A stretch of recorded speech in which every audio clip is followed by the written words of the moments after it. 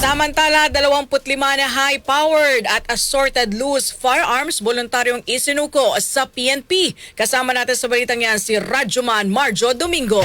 RMN Live Report! Voluntarang isinuko sa Sagutin National Police Integrity Monitoring and Enforcement Group o IMEG ang 25 high-powered assorted loose firearms sa isang ceremonial turnover na ginanap sa Campo Crame ngayong araw. Ayon sa IMEG, ito ay sinuko ng isang negosyante na nangongolekta ng mga armas. Ang nasabing seremony ay pinangunahan ni Acting Chief PNP Police Lieutenant General Jose Melech Narcatos Jr. kung saan ayon sa kanya ay patuloy na pinaiigting ng PNP ang operasyon nito laban sa mga loose firearms dahil nasa libo-libo pang baril ang hindi pa na-renew ang mga lisensya.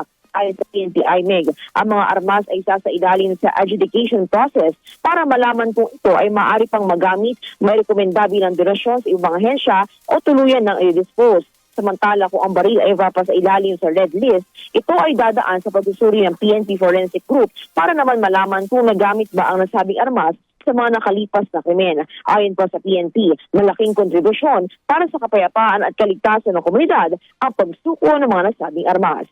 Kasama mo sa Campo Crame, Radyoman Marjo Domingo, Tutok RMN, Visas El Tatay.